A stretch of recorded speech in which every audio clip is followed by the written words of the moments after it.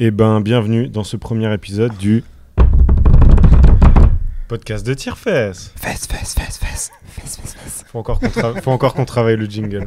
Exactement. Je vous avoue que cette première édition va être, je pense, épique et restera dans les annales du monde du podcast. Exactement. On s'est dit qu'il fallait la préparer, on n'a pas eu le temps de la préparer, donc on s'est dit aucune excuse.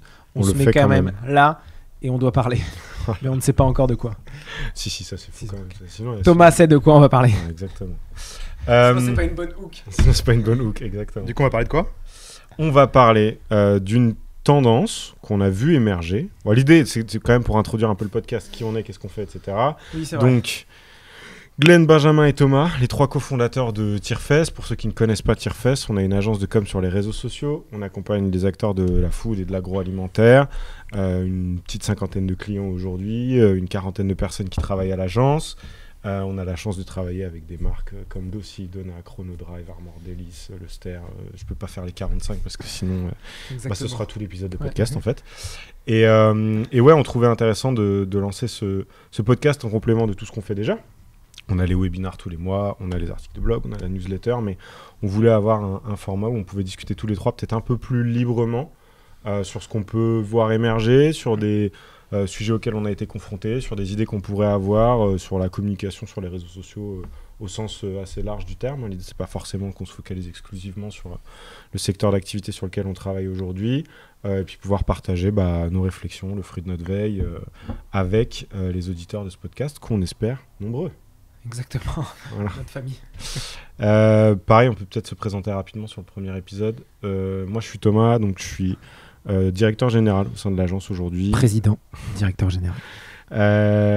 Et je supervise globalement toutes les fonctions support au sein de l'agence. Et puis je travaille quand même encore beaucoup avec les gars sur les sujets de stratégie, les réflexions sur ce qu'on peut mettre en place et déployer pour nos clients. Et donc je suis aujourd'hui avec Benjamin et Glenn. Benito. Du coup, moi c'est Benjamin. Enchanté, je Benjamin. parle à vous, mais moi c'est Benjamin, du coup directeur de création chez Tirefes. Du coup, j'accompagne le pôle créa de manière plus générale, donc les gens qui créent du contenu photo, vidéo, et ceux qui post-produisent, donc montage, motion, graphisme, etc. Voilà, de manière rapide. Et moi c'est Glenn, je m'occupe de la stratégie des marques chez Tirefes et je chapeaute le pôle social media. Yes. Voilà. Ça c'est efficace, c'est bien.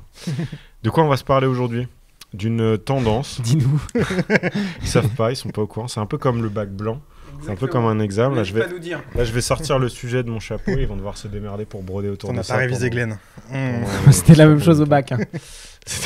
Du coup, vous n'êtes pas dépaysés. Non, c'est ça. Le seul problème là, c'est qu'on peut pas tricher. Non, alors que, ouais. ça va être compliqué. T'as pas tes anti-sèches. Non, alors que pour le reste, je faisais que tricher. Quoi. Ça, tu pourras le couper. Très bien. On va se parler de la tendance de fond qu'on voit émerger. Est-ce qu'on peut parler d'un retour ? Je sais pas, mais en tout cas, on voit de plus en plus de créateurs de contenu qui reviennent à des contenus qui sont moins produits. Produits dans le sens, ils y mettent moins de ressources, moins d'efforts, que ce soit d'ailleurs en prod ou en post-prod. Quand je dis ça, je pense peut-être un des exemples les plus connus, c'est Sam Sulek, qui est influenceur fitness aux États-Unis. On connaît bien avec Ben. Ça se voit. Qui a grandement influencé Benjamin et Glenn dernièrement. Putain, j'ai oublié mon shaker. J'ai qu'un café, non, c'est le 10e. Et qui s'est fait connaître sur YouTube. Je crois qu'il a plus de 2,5 millions d'abonnés aujourd'hui, grâce à ses vidéos qui ne sont pas éditées. En fait, il n'y a pas d'édit, il n'y a pas de montage, ou alors c'est très sommaire. Et en fait, c'est vraiment un parti pris d'être sur quelque chose de très authentique, de très raw, avec un côté plongé dans son quotidien, sans phare, sans artifice, et ça a l'air de plaire puisqu'il a eu une croissance incroyable sur la plateforme depuis quelques mois maintenant, et il fait des émules. Donc c'est-à-dire que c'est aussi des choses qu'on constate non seulement chez d'autres créateurs sur YouTube, mais aussi sur d'autres plateformes. Sachant que ce qui est particulièrement intéressant là-dedans, en tout cas moi je trouve, c'est que on vient quand même de traverser une ère de la communication sur les réseaux qui était un peu à l'opposé de ça. On était dans l'ère de l'hyper post-production, où on cutait tout, il n'y avait pas de blanc, il y avait des assets partout, il fallait que ça bouge toutes les demi-secondes, etc. Notamment pour maximiser autour des enjeux de rétention, essayer de se dire qu'est-ce qu'on peut faire pour que ce soit hyper dynamique et pour que l'audience reste scotchée à l'écran le plus longtemps possible. Et c'est intéressant de voir qu'on commence à avoir un peu comme un balancier, quoi, comme un pendule. On a le pendule qui repart dans l'autre sens et il semblerait que les gens aient envie de voir autre chose. Je suis curieux de savoir ce que vous en pensez, les gars. Moi, je m'étais dit, il va faire le podcast tout seul, on va être pédard. Ouais, Moi, j'écoutais, j'étais pédard. Exactement. J'ai aucun avis sur le sujet, donc je vais me barrer. Non, je rigole. Vas-y, Ben. C'est quoi ton avis là-dessus Parce qu'on débat souvent là-dessus en plus. Hein. Moi, je suis vraiment d'accord dans la tendance de le fait de se dire bon bah ça fonctionne bien, etc. Je pense que pour le coup, je pense que c'est beaucoup aussi né avec les créateurs qui étaient très actifs en story. Ou en story, t'avais pas la capacité de pouvoir du coup on va dire faire du montage, etc. Et en fait, ils faisaient beaucoup plus de vues en story que sur leur contenu à eux. Donc très vite, ils se sont dit bon bah tiens, le truc que j'ai fait en story, je vais l'uploader en reel, je vais faire un peu de montage pour cut. Et c'est comme ça que sont nés les story time sur les réseaux sociaux. Et je trouvais ça hyper intéressant de se dire bon bah quelqu'un qui partage un truc très authentique, pas forcément prévu, etc. Ça ultra performe en story, beaucoup de réponses, beaucoup de commentaires, et je pense qu'ils font confiance à leur audience là-dessus. Ils ont créé un format reel, ils performent du coup sur TikTok, Insta. Et là, ce que je suis étonné, c'est parce que du coup, quand Thomas, tu m'en as parlé de ça, je suis allé voir sur YouTube et je me suis rendu compte que les youtubeurs devenaient un peu fainéants. Et je me suis posé la question, mais est-ce que c'est parce que ils connaissent pas le montage? Est-ce que clairement ils ont juste la flemme de faire? Et en fait, c'est pas ça, c'est juste qu'en fait, avec cette volonté de watch time, etc., si le sujet est suffisamment intéressant, que l'aventure que va vivre la personne est suffisamment intéressante, les gens restent en fait plus longtemps. On les voit aussi avec les fonctionnalités, on peut voir où, sur la petite timeline sur YouTube, savoir où il y a eu des pics de vues, etc.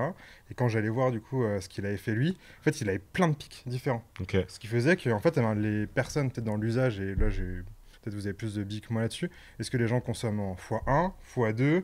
Est-ce que derrière c'est... Jump aussi peut-être dans la vidéo. Tu consommes en fois combien, Ben? Même tes séries ou un film de 3 heures. Série, jamais plus de x1. Jamais. Il ment, c'est x2 même les séries. Mais par contre, sur YouTube, x2, x2.5, je sais plus c'est quoi le max, mais je crois le max. Okay. Mais voilà. Mais du coup, je suis assez clos de vous. C'est peut-être pour ça que des fois, les infos sont pas bonnes. C'est juste qu'il est que la moitié de la phrase. Private joke. C'est un spécial. Ouais. Voilà, donc je pense que pour le coup, je pense que ça fonctionne et ça plaît à des gens. Clairement, moi je suis peut-être pas forcément la cible de ce genre de contenu, parce que du coup je consomme peut-être en vitesse trop importante, mais je pense qu'aujourd'hui, là je pense à la partie fitness, quand on suit la personne, ça fonctionne, et peut-être ça vient des États-Unis, ça va être un truc qui va s'installer en France de manière un peu plus proche. Moi typiquement j'aime bien suivre La Boiserie sur YouTube, qui a des montages. Ouais, j'ai dit, il va vraiment finir beauf à la fin. C'est bon, il va plus pouvoir parler pendant un moment. Non, mais du coup, ce que j'aime bien, c'est que du coup, il a des montages très simples. En fait, il va prendre... En fait, presque quand il va changer de pièce, ça va être le cut. Okay. Et je trouve ça plutôt cool comme format, parce que du coup, on a l'impression d'avoir quelqu'un d'authentique qui va pas cut certains passages qui sont importants, etc. On le voit bégayer, on le voit rater, etc. En fait, moi, je pense que cette tendance-là est venue aussi du fait qu'on a vu tous les influenceurs en train de nous raconter des conneries, cheater les trucs. Il y avait presque... Moi, je me rappelle d'influenceuses qui m'expliquaient comment elles fonctionnaient, où c'était leur pote qui envoyait des photos de resto dès qu'elle faisait un resto, et la meuf faisait en permanence ça. Il y avait ça chez les influenceuses, chez les influenceurs, chez plein de gens comme ça qui, en fait, étaient... Même psychologiquement, ça crée des trucs où en fait il faut que je sois tout le temps à la bonne soirée, représentation, et des fois même sans y être. Donc je pense qu'il y a eu aussi cet écueil-là pour le public, mais aussi chez les influenceurs qui ont eu aussi besoin un peu de se reconnecter aussi un peu avec leur audience. Et un phénomène aussi qui est arrivé avec, on parle de YouTube, mais il y a aussi TikTok qui a entraîné en fait plein de contenus hyper brut et qui fonctionnent, tu vois, qu'on avait même un peu, tu vois, sur Vine, sur les petites capsules. C'était des trucs hyper authentiques, hyper simples. Je suis d'accord que TikTok a vachement joué là-dessus. Et donc, et on le voit même nous sur des métiers qu'on a en interne, sur par exemple la boucherie, où on s'occupe de la Fédération française de la boucherie, ou alors même sur les agriculteurs. En fait, ils ont amené carrément un peps de dire, en fait, on peut communiquer sur des métiers comme ça sans être chiant. Et ce qui n'était pas du tout le cas avant sur Instagram, sur Facebook. Un peu des fois sur YouTube, mais il y avait, tu vois, quelques personnes qui arrivaient, mais c'était sur des formats plus longs, donc moins accessibles. Maintenant, c'est accessible pour tout le monde. Et c'est ça, moi, que je trouve vraiment hyper cool. Et puis nous, c'est beaucoup plus excitant pour nous de travailler là-dessus, parce qu'on a l'impression aussi, avec des contenus un peu plus authentiques, d'impacter beaucoup plus les gens, et donc c'est plus bénéfique pour nos marques de bosser comme ça. Sur la perception que les gens en ont. Je trouve. Après, je trouve qu'il y a aussi un truc qui est intéressant là, dans cette réflexion-là, comme tu disais, t'évoquais le fait que les influenceurs, des fois, étaient allaient tricher sans vergogne pour vraiment influencer la perception que les gens ont d'eux et sur ce qu'ils donnent à voir. Moi, je pense qu'il y a aussi un truc de... on sort d'une période où tout le monde était dans une course effrénée à la croissance. Je pense qu'il y a pas mal de gens qui se sont rendus compte qu'il y avait une différence entre avoir une audience et être à la tête d'une communauté. Et je pense que tu as beaucoup de gens qui essayaient de cheater l'algo pour essayer d'avoir le plus de croissance possible pour grandir en se disant plus j'aurai de followers, mieux ça va se passer. Mais qui en fait se rendent compte a posteriori que c'est pas parce que tu as une audience hyper grosse que tu vas pour autant réussir à la monétiser, que tu vas pouvoir en vivre, etc.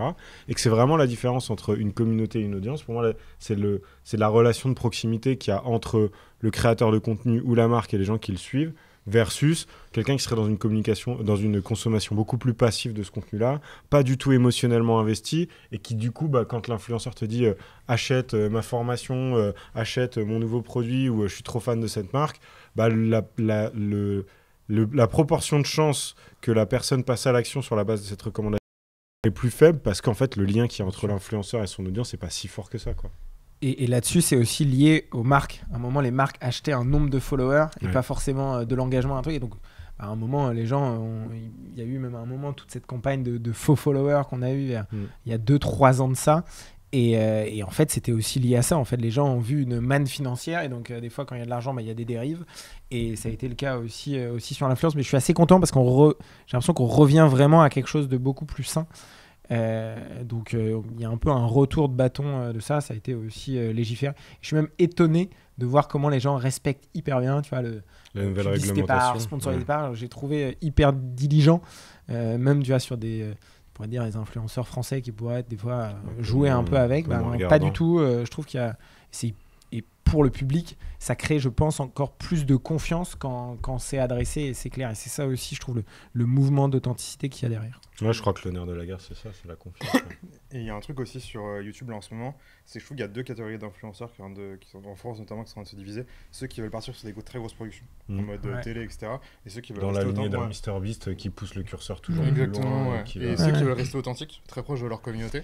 Et en fait, je sais plus, c'était sur Popcorn, j'avais vu une conversation entre deux personnes qui disaient, mais typiquement, moi j'ai vraiment envie de produire des contenus qui sont des grosses productions parce que ça m'excite, ça me plaît, versus des personnes qui disaient en fait moi je veux juste être dans mon salon, poser avec des potes, discuter et je veux pas qu'on ait une équipe de prod hyper importante, etc. qui va gérer le truc parce que c'est pas ce qui me plaît.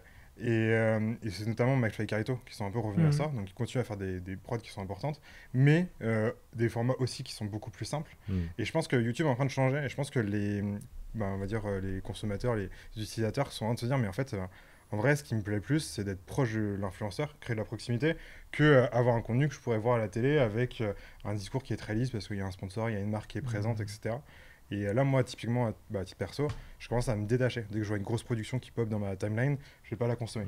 Par contre si j'ai un format discussion, j'ai adoré le dernier format de Benjamin Nevers avec Mixem, hyper cool, genre 1 heure de vidéo, très peu de cuts, hyper intéressant et ça fonctionne bien. Et je pense qu'il y a un peu un truc comme la pub en télé où tu vois où en fait on développe une forme d'insensibilité à ces trucs-là, tu vois. Un truc à force d'avoir été inondé de contenu hyper produit, forme de surstimulation et à un moment presque un mouvement de rejet de dire attends mais en fait c'est trop quoi, genre j'ai pas besoin de ça, j'ai pas envie de ça et en fait presque dès que tu as un truc de cut en moins de 3 secondes, tu fais oh là, ça m'intéresse pas. Mal à la tête. Surtout sur des formats un peu plus longs, justement, où tu vas chercher un peu autre chose. Après, je pense que les deux vont exister. Oui, c'est sûr. C'est-à-dire que même des fois, on aura envie d'avoir ces grosses productions et des fois du contenu un peu plus authentique. Et même dans les grosses productions, aujourd'hui, ils essayent d'amener des fois presque montrer un côté un peu craft qu'on n'a pas du tout à la télé, mais qu'on a des fois un peu plus sur YouTube où tu vois un peu plus d'aspérité, un peu voilà, si ça il y a un truc qui fonctionne pas, il l'assume encore plus, etc. En fait, je pense que au fond, ce qu'il faut, c'est toujours se questionner sur le fait de savoir est-ce que la forme sert le propos. Quelle est la forme qui sert le mieux le propos ? Parce qu'à la fin, le plus important, ça reste le message. Et si c'est une vidéo hyper dynamique avec plein de cuts et d'effets en post-prod, c'est ça. Si c'est un truc beaucoup plus simple, beaucoup moins produit, beaucoup plus authentique, let's go. Après, moi, ce que je trouve cool là-dedans, c'est que ça continue à faire tomber les barrières à l'entrée. C'est-à-dire que sur le papier, aujourd'hui, on voit des gens qui arrivent à faire des contenus qui cartonnent juste en tenant leur téléphone et sans même faire d'édit ou à minima, sans avoir la light, le micro, le machin, le truc qui va bien. Donc en ça, je trouve que ça rend la création de contenu encore plus accessible. Par contre, à mon sens, le prérequis pour que ça fonctionne, c'est qu'il faut accepter de se montrer un peu vulnérable, quoi. C'est-à-dire que si tu veux créer ce genre de contenu, l'authenticité, faut pas le fake, quoi. Faut jouer le truc à fond et il faut être à l'aise avec le fait de se dire... Je pense l'écueil de beaucoup de monde, parce que t'as pas envie de te montrer de la fragilité à des fois des milliers, des centaines de milliers de personnes. Et pour autant, on a même vu beaucoup d'influenceurs exploser grâce à ça. Quand ils ont eu une grosse difficulté. Et alors, l'objectif, c'est pas d'avoir des grosses difficultés, parce que... mais on voit que s'ils explosent, c'est que le ressort aussi psychologique humain aime aussi un peu ce genre de choses. Et donc, ce qui n'est pas toujours évident quand tu es une marque les marques, elles ont envie d'être la plus forte, de ne pas montrer à leurs concurrents que les défauts qu'ils peuvent avoir. Pour autant, je pense que ça... des fois, ça ferait du bien aussi aux marques d'avoir aussi un peu plus ce côté-là, quoi. J'allais vous poser la question du coup de savoir effectivement l'implication. Comment on l'adapte. Comment ça fait évoluer nos métiers à nous, dans quelle mesure est-ce que ça doit faire évoluer nos métiers? Tu nous sépares si jamais. Je peux me battre. Je suis petit Alors, merlu. je suis juge de paix aujourd'hui, je suis l'arbitre. Mettez les gants, messieurs. Dans quelle mesure on doit en tenir compte? Qu'est-ce que ça implique pour nos métiers et qu'est-ce que ça implique pour les marques qu'on accompagne? Je suis curieux d'avoir vos avis sur la question. Dans un constat où on a eu une grande phase où on a épuré la place de la marque dans tous nos contenus, etc. C'était un peu notre job où les marques venaient avec l'envie d'avoir leur logo, tous leurs éléments, etc. Et nous, on a eu tendance à tout épurer pour que ce soit de manière le plus naturelle possible. Là, moi, je suis en train de faire un petit pas en arrière où j'essaye d'intégrer la marque parce qu'il faut qu'elle soit présente, etc. Et je teste des trucs avec l'équipe, etc. On se rend compte qu'il y a des trucs qui marchent plus ou moins, mais on essaie de tester parce qu'on sait qu'aujourd'hui, nous, en tant qu'agence, le truc qui va pouvoir nous permettre de faire la diff, c'est comment on peut réussir à intégrer la marque avec un asset, un écran, mais où l'utilisateur va être content. Et en fait, on fait des tests, quelques ratés. Et je sais que on devrait réussir à pousser un peu plus le côté, genre, comment on fait pour ne pas me rendre présent du tout la marque physiquement avec un logo, mais plutôt avec du matériel, un univers. On prend un tablier, on prend un jingle qui est du coup juste audio, une accroche, etc. Et c'est là qu'un je trouve le challenge le plus dur, c'est comment réussir à intégrer la marque sans donner l'impression aux gens que c'est publicitaire. Sauf que là, sur les réseaux, on a une vraie difficulté. On est d'accord. Dans mon coin, à ma gauche, avec la casquette beige. On peut noter un chaos technique, c'est bon. Pleine vigoureux. Non, parce qu'il a changé d'avis. Non, on est d'accord là-dessus. Souvent, c'est pas qu'on avait un débat sur est-ce qu'il faut ou non des assets au départ. Au fond, je trouve que les assets servent si ça te permet de comprendre tout de suite le format, là où des fois c'est compliqué de le comprendre. Presque comme une signature, quoi. Dès les 2-3 premières secondes. Là où moi, ce que je me dis, c'est qu'à partir du moment où il y a une voix off ou quelque chose, tu dois réussir à comprendre assez vite ce que c'est. Et peut-être sur des formats comme ça où nous on se disait il faut une hook qui est prise dedans ou quelque chose comme ça. Mais en fait, non. La hook, c'est le départ et qui t'amène direct dans l'univers. Et donc, c'est là-dessus où on teste pas mal de choses. On était, par exemple, là, sur le Tour de France et où on s'est dit, on ne crée pas d'assets. Et donc, dès le départ, la voix off doit ancrer tout de suite. Et on avait un hook rate, donc c'est-à-dire le taux de lecture après 3 secondes qui était au-delà des 60% sur savoir que la moyenne est autour de 25%. Et donc, sans avoir une accroche t'es pas dans un truc sensationnaliste de je vais essayer d'agripper un petit peu quand même, parce que c'est aussi le jeu, mais que très vite on arrive à comprendre ce que ça est. C'est pas évident surtout, donc des fois il faut des assets, mais par contre les épurer, les rendre. Moi, ce que j'aime moins des fois, c'est là où on n'est pas d'accord avec Valentin, c'est les cartons. Des fois t'as ta hook, ton carton et le truc. Moi je trouve des fois que ça casse la dynamique. Et ça demande trop de temps à Guillaume. Mais c'est vrai que c'est beau. Après, c'est esthétique et des fois, ça peut servir le propos. Hein, mais voilà, et ça fait aussi partie de En fait, aujourd'hui, on n'a pas réussi à trouver la formule pour ça. Parce que du coup, on l'a testé pour un client.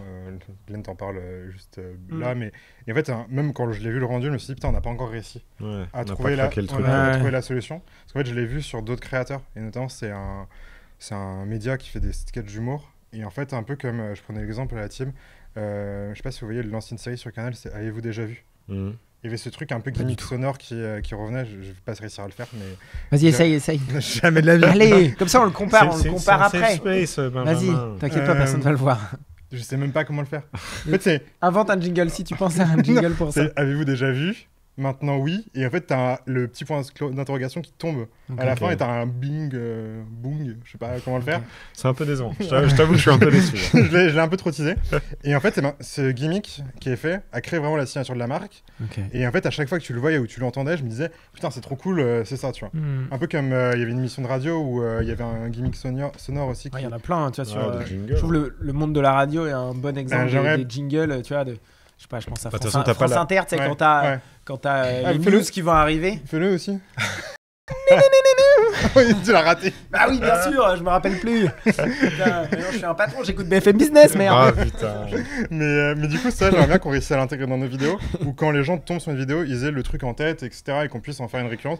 On n'a pas craqué, il faut qu'on teste, on a des clients cool avec qui on peut tester les choses, mais une fois que je pense qu'on aura réussi à le faire, les gens juste à l'audio, j'ai envie qu'ils anticipent le truc et qu'ils disent putain, il y a ça qui va arriver.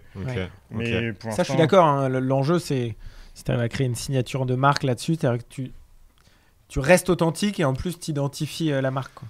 Moi, je trouve que ça pose quand même une question parce qu'on parle d'une trend qui part de créateurs de contenu, donc pour lesquels c'est entre guillemets plus simple parce que c'est très incarné, tu vois, la dimension émotionnelle du truc, elle est beaucoup plus facile à faire passer. Puis ton seul sujet, c'est avoir des abonnés engagés. T'as pas de service à vendre, t'as pas de produit à vendre. Exactement. Et en fait, je trouve que ça pose la question de savoir comment on pourrait... Parce que je trouve que c'est un fil intéressant à tirer, mais comment on pourrait le transcrire pour les marques, c'est-à-dire la vulnérabilité, qu'est-ce que ça veut dire, tu vois, comment une marque se montre vulnérable. Tout à l'heure, tu parlais d'assumer ses défauts ou de partager ses difficultés, ce que les DNVB font d'ailleurs très bien. Après, c'est souvent des messages qui sont portés par les fondateurs, souvent. Ouais, clairement. Mais après, ça pose la question de savoir qui l'incarne et comment tu le véhicules, ce message. Et là-dessus, je pense qu'il y a un vrai point d'interrogation autour de ça, quoi. Des exemples que je pourrais donner là-dessus, c'est par exemple des collaborateurs, quand ils sont en lancement d'une inno, souvent les marques arrivent et disent on a cette inno-là, et en fait, quand on est consommateur, on aimerait bien avoir les réflexions en amont, les échecs qu'il y a pu avoir, et rien que de montrer des échecs, on a testé cette recette-là, c'était un flop, pour moi, c'est déjà se montrer un peu vulnérable, là où c'est vrai que les marques sont toujours est-ce que je dois donner cette info, comment mes concurrents vont le prendre, là où je pense que on doit surtout se concentrer sur nos consommateurs et faire la diff par rapport à son concurrent. Ça, c'est un exemple, je pense, dans lequel les marques peuvent venir. Un autre exemple, c'est aussi on l'a eu là sur des formats qu'on a fait pour Dossi sur des agriculteurs.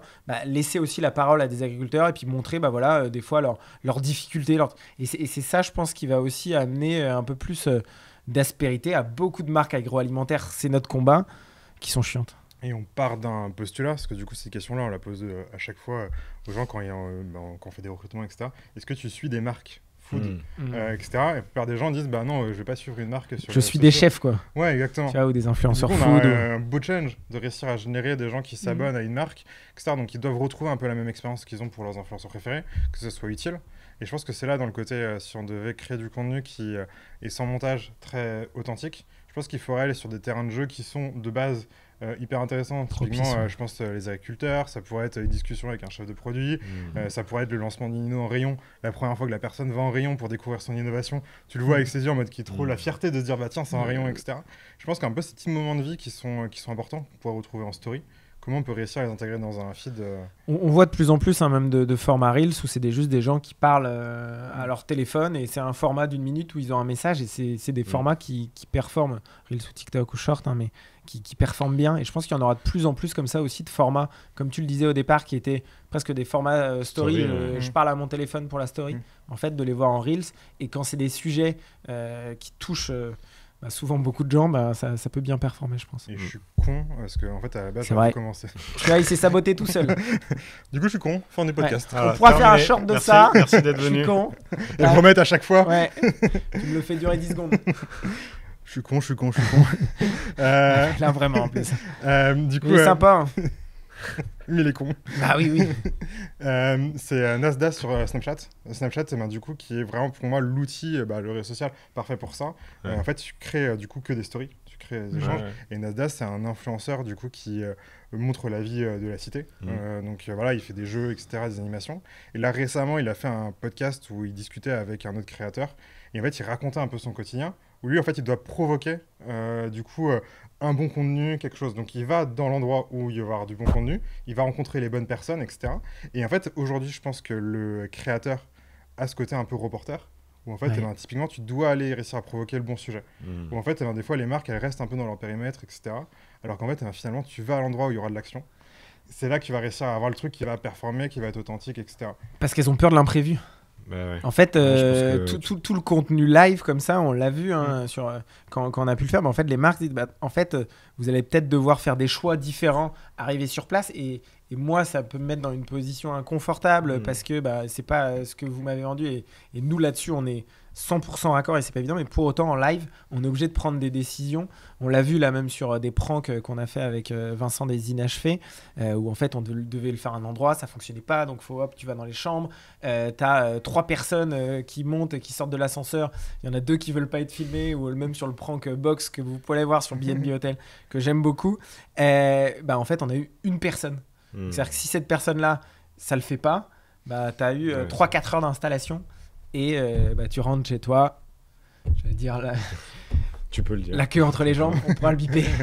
Et donc voilà, donc tu dois prendre des risques aussi, tu dois aller provoquer les choses, et ça c'est pas évident. Les marques ont été habituées à faire 2 shoots produits dans l'année, les distiller sur le truc et puis voilà, et personne s'en souciait, donc c'était bien. Et pour autant, dans les enjeux qui reviennent régulièrement chez nos clients, il y a cette fameuse question de l'émergence en rayon, de la préférence de marque et tout.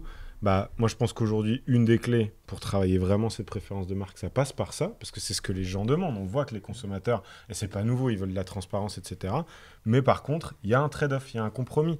Tu peux pas avoir de l'authenticité et conserver 100% de maîtrise. Les deux vont pas ensemble.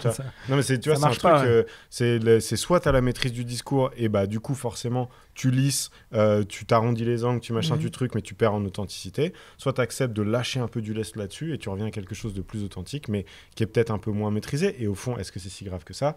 Je sais pas, tu vois. Non, moi je pense que c'est même bénéfique, quoi. Ouais. Mais sauf que des fois, quand tu es en interne, tu es chef de produit, tu es directeur marketing, ça se comprend. Aussi bien ta direction va te taper sur les doigts. Donc là, on pense à tous les PDG, mais tapez pas sur les doigts. Et je pense que du coup, nous, on a un rôle aussi à jouer là-dedans, dans le sens où je pense que le fait que les créateurs du coup doivent faire des trucs authentiques, c'est aussi parce que nous, en tant qu'agence, en tant que marque, on s'approprie des formats. On a tendance aussi à les transformer et leur faire perdre un peu d'authenticité. Donc en fait, du coup, il y a un truc qui est un peu un peu plus délicat, désolé. Typiquement, un micro-trottoir, aujourd'hui, quand on en voit passer un paquet, quand on connaît un peu les rouages derrière, on y croit de moins en moins. Et je pense qu'il y a ce rôle. Il y en a plein qui sont fake, quoi. Donc le seul moyen d'avoir un truc authentique, c'est d'enlever tous les cuts. Je pense qu'aujourd'hui, on va pas y couper. Tu montres les bâches que tu te prends, tu montres le truc. Ça fait 3 heures que je suis là et j'ai pas réussi à arrêter une seule personne dans la rue. Tu vois. Et typiquement, je pense qu'il y avait un des formats qui aurait pu être risqué sur le papier. Je pense que t'en parleras mieux que moi, Glenn, mais CDMP en live sur Twitch. Oui. Là, je dois en parler. et là. Je crois que la transition, je pensais qu'il allait parler un peu plus. Non, rappelez-vous, je suis con. C'était exactement ça. C'est-à-dire qu'on donnait la parole à une agricultrice en live sur Twitch. Et en fait, la marque aurait pu nous dire, en fait, non, là, il va y avoir des dingueries de dites. Mais en fait, non, parce qu'en fait, c'est des discussions qu'on peut avoir au quotidien. Et en fait, des fois, prendre la parole, ça permet aussi des fois de défendre ses convictions. Et souvent, les marques disent, non, on va pas sur ce terrain-là parce que ça va amener du débat.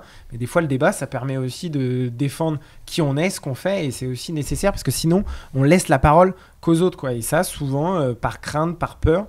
Le pire, c'est d'être une marque qui avance avec de la crainte. Et encore plus dans le contexte actuel où nos marques agroalimentaires sont pas mal challengées parce que les marges se réduisent. Les attentes des consommateurs évoluent. Exactement. Et donc, à un moment, il faut enlever cette peur. Et encore plus sur les réseaux sociaux, on a cette chance. On n'est pas sur une pub TV où on a une chance. Là, on en a plusieurs, on en a des fois même plein, on peut itérer, on peut les faire évoluer. Alors voilà, laissez-nous la liberté de créer et je pense que c'est ça qui est le plus important aussi. Si on revient à ce contenu authentique, c'est aussi des fois de se faire un peu confiance et de lâcher un peu du lest, quoi. Ça fait longtemps que je vous en ai pas parlé, mais ça me fait penser à ce que disait mon mentor Gary Vee il y a quelques années, qui avait ce truc de document, don't create. Et c'est de l'anglais ? Non, c'est du pakistanais. Ça en dit long sur mon accent. Et qui est encore plus valable aujourd'hui qu'il ne l'était à l'époque. Mais effectivement, ça suppose de faire quelques compromis. Et c'est là où il faut être en capacité de se regarder dans la glace et de se dire j'y vais pas. Aujourd'hui, ça devient de plus en plus clair ce que les marques ont à y gagner. Après, ce qu'elles ont à y perdre, c'est un peu moins tangible. Et je pense qu'il y a beaucoup de choses qui sont de l'ordre de la projection. Tu vois, j'ai peur de ce qui ça. Ouais, des barrières psychologiques. Mais je pense que ça vaut vraiment le coup, surtout si l'enjeu c'est de se dire je me démarque de mes concurrents, je veux être mémorable, je veux créer un lien avec mon audience, je veux qu'il y ait une vraie connexion entre mes clients, mes consommateurs et moi, et qu'ils m'achètent pas juste pour le prix, pas juste par habitude, mais parce qu'en fait ils sont investis dans le truc. Je pense que voilà, on n'a pas 1 million de... Ils n'ont pas le choix. Et Document, don't create. Et les gars, du coup... Tu peux le faire après, Ben, en anglais. Document, not create. Non, c'était pas Jean-Michel après, encore frappé. Ouais, vous remettrez don't. Donc, voilà. Voilà, merci. Merci à tous. C'était le mot de la fin. J'avais une question, les gars, si on devait, peut-être, du coup, pour conclure, faire le pari sur... Pas ce soir. Jamais c'est ça. Si on devait faire le pari, du coup, sur des formats qui seront authentiques, créés par les marques demain, vous, à votre avis, ce serait quoi? Qu'est-ce qui seraient les premiers formats les plus accessibles pour les marques? Les plus accessibles ou ceux qui seraient les plus intéressants? Je pense les deux. Je pense que accessible, pour moi, j'ai envie, moi, demain, on n'en a pas encore, mais que des chefs de produits documentent la création de leurs nouveaux, de leurs inos et puissent le faire face cam comme si c'était un influenceur qui lançait, tu vois, sa marque. Comment on peut amener un peu plus de storytelling, une réunion, un truc. Peut-être qu'on pourrait même d'abord le documenter en story, après en faire un format un peu plus long. Mais presque voilà, comme si il y avait quelqu'un qui suivait nos Orelsan à nous, nos chefs de produits ou directeurs marketing, et qu'à la fin on puisse montrer voilà, cette inno dingue qui a changé la vie de tous les Français, où elle est arrivée. Mais ça, je pense qu'il y a encore un peu de taf. Ouais, tu vois, moi j'allais dire ça parce que j'étais beaucoup biberonné au contenu anglo-saxon, et pour le coup, j'en parlais tout à l'heure, Gary Vee, mais c'est pas le seul, qui avait ce truc que je kiffais de... t'as l'impression d'être une mouche sur le mur, tu vois. T'es là, t'es dans le truc, ils font pas attention à toi, des fois ils te parlent, des fois ils te parlent pas, mais t'as vraiment le sentiment d'être en immersion.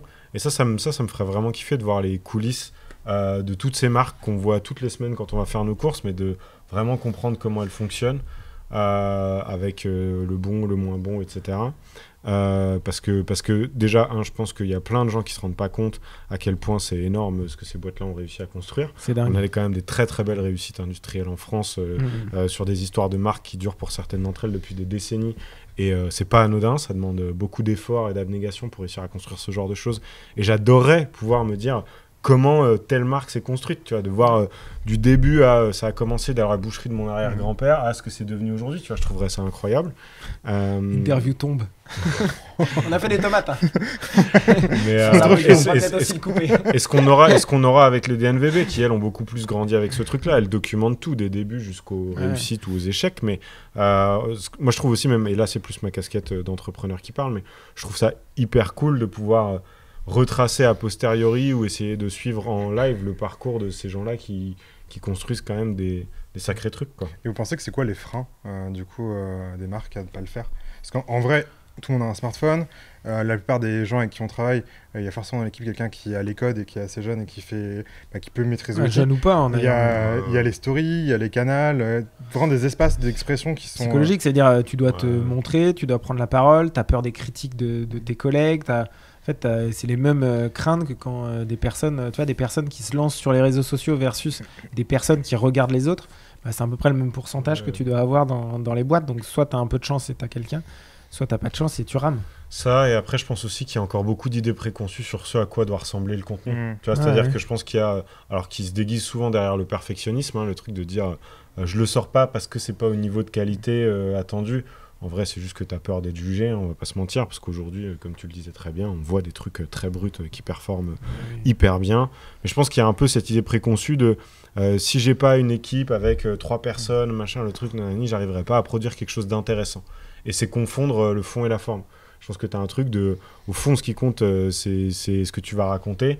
Et à la limite, la forme, elle est... Je vais pas dire qu'elle est secondaire, parce qu'encore une fois, ça dépend du contenu, et il y a des contenus qui appellent plus de travail en production et qui le justifient, et ça le nécessite pour que ce soit regardable, juste regardable, quoi. Je pense qu'il y a plein de gens qui se cachent derrière ça pour justifier le fait de pas se lancer.